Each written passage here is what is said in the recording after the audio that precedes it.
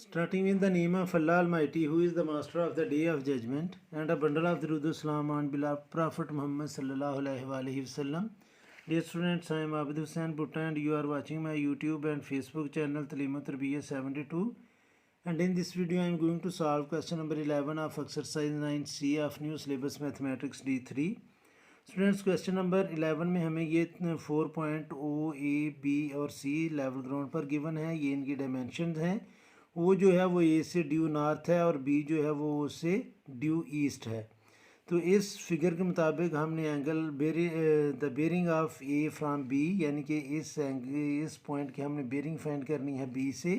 Angle C O B ये angle find करना है और बेरिंग ऑफ सी फाइंड करनी है ओ से, ये बेरिंग फाइंड करनी है। और फिर अगर हम पॉइंट बी पर एक फ्लैग पोल लगा दें तो हमने शॉर्टेस्ट उसका जो शॉर्टेस्ट एंगल ऑफ एलिवेशन है जो ओ से बनेगा, क्योंकि ये नियर तरीन है, तो वो हमें गिवन है 29 डिग्री।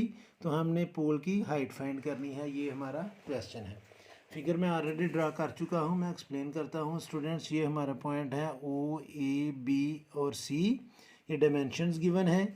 इस फिगर के मुताबिक हमने angle of bearing of A from B find करनी है, तो वो ये मैंने डिफरेंट इंक से ड्रा की है। ये बेरिंग हमने फाइंड करनी है फर्स्ट पार्ट में। ये फाइंड करना बड़ा इजी है क्योंकि ये 3 क्वार्टर्स बनेंगे। ये यहाँ तक इस पॉइंट से लेकर यहाँ तक 270 का एंगल है। अगर हम उसमें से ये एंगल माइनस कर देंगे तो बेरिंग ऑफ ए होगी फ्राम बी से। तो इसके लिए हम tan थीटा अप्लाई करेंगे। ट्राई में डिस्कस कर रहा हूँ बी ओ ए। इन ट्राई बी ओ ए tan थीटा अप्लाई करने लगा हूँ। चूँकि हमें थीटा चाहिए तो हम इसको लिखेंगे students, theta is equal to tan inverse, और परपेंडिकुलर है इस एंगल के मुताबिक 28 और बेस है 30। तो यहाँ पर यूनिट लिखने की ज़रूरत नहीं है। तो थीटे की वैल्यू हमारे पास आ जाएगी स्टूडेंट्स। हम कैलकुलेटर यूज़ करेंगे अभी। ये मैं लिखूँगा जी शिफ्ट 10 और आगे ब्रैकेट में मैं लिखूँगा 28 डिवाइडेड बाय 30, ब्रैकेट हम करेंगे क्लोज़। तो ये हमारे पास एंगल आ गया स्टूडेंट्स 43 डिग्री। तो ये आ गया 43 डिग्री। अगरचे हमें इसकी ज़रूरत नहीं थी, लेकिन हमने इसको सिर्फ इसलिए फाइंड किया है ताकि हम bearing of A from B find कर सकें। तो यहाँ पर मैं मेंशन कर देता हूँ कि ये 43 डिग्री है। अब स्टूडेंट्स हम लिखेंगे जी कि bearing of A from B, bearing of A from B. तो बी से स्टूडेंट्स ये पॉइंट बी है, यहाँ से जो ए की बेरिंग है वो ये एंगल बनेगा और यहाँ तक 270 है। 270 में से 43 को अगर हम माइनस कर देंगे, 270 डिग्री माइनस 43 डिग्री, तो स्टूडेंट्स ये हमारे पास आएगा जी 270 माइनस 43। तो ये आ गया स्टूडेंट्स 227 डिग्री। तो हम बेरिंग जो है वो फाइंड कर चुके हैं। नेक्स्ट स्टूडेंट्स हमने फाइंड करना है एंगल सी ओ बी, यानी कि हमने अभी ये एंगल फाइंड करना है।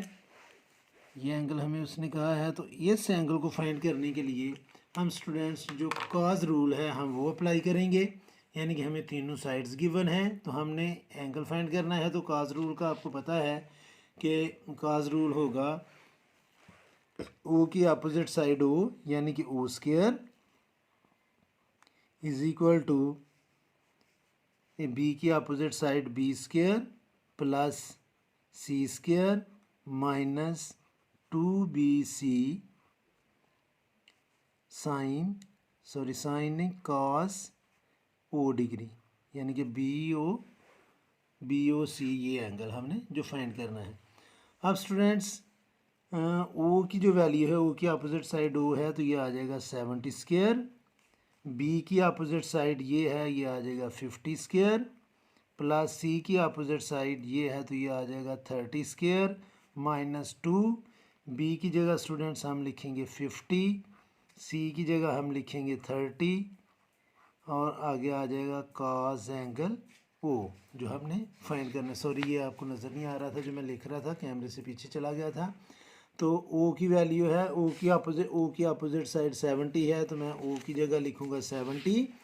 बी की अपोजिट साइड 50 है तो मैं उसकी जगह लिखूँगा 50। सी की अपोजिट साइड 30 है तो उसकी जगह मैं लिखूँगा 30 और आगे ये सारी वैल्यूज़ मेंशन कर ली। अब स्टूडेंट्स चूँकि हमें कॉज चाहिए ओ, तो ये हम चलें इनको मल्टीप्लाई कर लेते हैं। 70 का हम स्क्वायर लेंगे तो ये आ जाएगा 4900, 50 का स्क्वायर लेंगे तो ये आएगा 2500, 30 का स्क्वायर लेंगे तो ये आ जाएगा स्टूडेंट्स 900, माइनस 2 को 50 से मल्टीप्लाई किया तो 100, और 100 को 3 से मल्टीप्लाई किया, 30 से मल्टीप्लाई किया तो ये आ जाएगा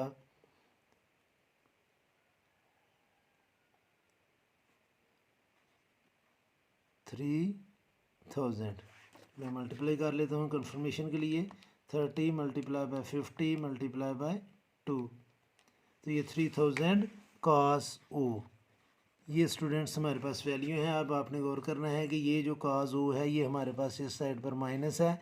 अगर मैं इसको लेफ़्ट साइड पर ले आऊँगा तो ये प्लस होगा, और 4900 इधर प्लस है, उस साइड पर जाकर ये माइनस होगा, तो ये हमारे पास आ जाएगा 3000 cos O is equal to 2500, और 900 को जब हम प्लस करेंगे तो ये आ जाएगा 3400 माइनस 4900।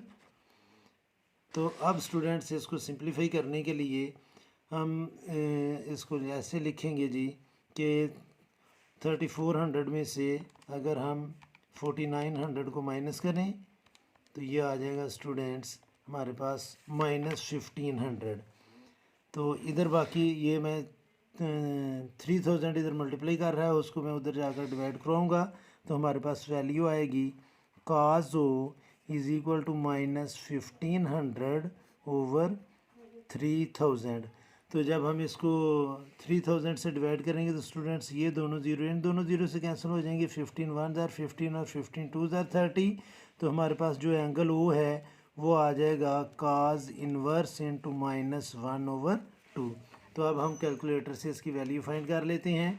तो यह आएगा शिफ्ट काज, तो ब्रैकेट में मैं लिखूँगा माइनस 1 डिवाइडेड बाय 2। ये मे बी के मैथ एरर दे दे, इसलिए मैं इसको लिख लेता हूँ -0.5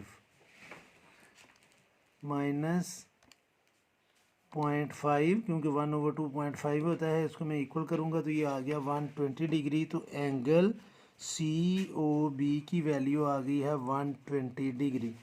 ये स्टूडेंट्स कंप्लीट एंगल जो है ये 120 डिग्री है, तो इधर मैं लिख लूँगा 120 डिग्री। पॉइंट सेकंड भी हमने सॉल्व कर लिया। अब तीसरे नंबर पर स्टूडेंट्स हमने फाइंड करनी थी bearing of C from O से हमने बेरिंग ऑफ C फाइंड करनी है। मैं O पर अब नॉर्थ ड्रा करूँगा। ये स्टूडेंट्स मैंने O पर नॉर्थ ड्रा कर लिया। तो अब ये बड़ा इजी है इसको फाइंड करना। अब देखें ये कंप्लीट एंगल जो था ये है 120 डिग्री का, और ये एंगल जो इतना सा एंगल बनेगा स्टूडेंट्स 120 में से 90 ये राइट एंगल बन रहा है, इसको माइनस करेंगे तो ये आ जाएगा 30 डिग्री। तो bearing of C from O बनेगी इस पॉइंट से लेकर इस पॉइंट तक। तो ये कंप्लीट रोटेशन बन रहा है। कंप्लीट रोटेशन में से अगर हम 30 को माइनस कर देंगे तो ये बेरिंग ऑफ C होगी फ्रॉम O। तो मैं इसको लिखूँगा bearing of C from O, bearing of C from O। तो ये स्टूडेंट्स 360 डिग्री में से अगर हम ये वाला 30 डिग्री माइनस कर दें तो ये हमारी बेरिंग बन जाएगी C की O से, तो ये बनेगी 330 डिग्री। ये स्टूडेंट्स हमारा ये क्वेश्चन था, ए पार्ट हमने कंप्लीट सॉल्व कर लिया है। अभी जो नेक्स्ट पॉइंट है वो ये है स्टूडेंट्स, अगर हम पॉइंट बी पर एक मास्ट लगाएं, फ्लैग पोल लगाएं। ये मैं इस तरफ को ड्रा कर लेता हूँ डिफरेंट इसको डॉटेड लाइन से, क्योंकि ये हवा में है। तो इस पॉइंट का ये जो फ्लैग पोल है मैं इसको नाम भी P दे देता हूँ, इसके हेड को। अब हमने BP फाइंड करना है, और इसका जो शॉर्टेस्ट पॉइंट है O से इसका एंगल ऑफ एलिवेशन जो है वो है स्टूडेंट्स 29 डिग्री, ये B पार्ट में गिवन है। तो अगर मैं अब इस पॉइंट को इस P से ज्वाइन करूँगा, मैं ये भी डॉटेड लाइन लगाने लगा हूँ, तो ये जो एंगल है स्टूडेंट्स ये 29 डिग्री का है, और ये पोल हवा में है। इस बात को ज़हन में रखना है, असल में ये इधर है और ये लाइन इधर ऊपर को आ रही है। तो इसका हमने हाइट फाइंड करनी है। तो ये फिगर मैं दोबारा ड्रा करता हूँ ताकि आपको ज़्यादा क्लैरिटी हो कि ये पॉइंट B है, B पर एक पोल लगा हुआ है और उसका नाम हमने रखा है स्टूडेंट्स P, और ये पॉइंट O था इधर, वो शॉर्टेस्ट डिस्टेंस है तो इसका एंगल जो है वो ग्रेटेस्ट होगा। ओ का जो ये एंगल है स्टूडेंट्स पी के साथ ये है 29 डिग्री और बेस हमें गिवन है, यानी कि ये जो ओ बी है उसकी वैल्यू है 30 मीटर। तो हमने बी पी फाइंड करना है। तो ये स्टूडेंट्स बड़ा इजी है, ये बी पार्ट असल में सॉल्व करवा रहा हूँ। तो इसमें हम टेन थीटा अप्लाई करेंगे तो ये आ जाएगा students tan theta is equal to perpendicular over base. तो टेन 29 डिग्री और परपेंडिकुलर पी बी है जो हमने फाइंड करना है और बेस 30 मीटर है। 30 इधर डिवाइड कर रहा है, इधर आकर मल्टीप्लाई करेगा।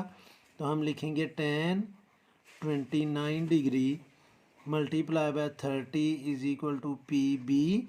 तो टेन 29 इंटू 30 हम करते हैं जी, टेन 29 इंटू 30 तो ये आ जाएगा स्टूडेंट्स हमारे पास 16.6 मीटर। 16.6 मीटर जो है वो हाइट ऑफ द पोल है, यानी कि पी बी। तो पी बी जो है जो हमने फाइंड करना था हाइट ऑफ द पोल वो है 16.6 मीटर। उम्मीद है कि आपको इस क्वेश्चन की समझ आई होगी। अगर आपको मेरा मेथड अच्छा लगा है और आप ये समझते हैं कि ये इस काबिल है मेरी वीडियो के आपके दोस्त इसको देखें, तो मेरे चैनल को सब्सक्राइब करें, वीडियो को लाइक करें और अपने दोस्तों के लिए शेयर भी करें। और हमेशा की तरह एंड पर यही दुआ करूँगा कि अल्लाह ताला हमेशा आपको खुश रखे और ज़िंदगी के हर मैदान में कामयाब करे। आमीन। अल्लाह हाफिज़।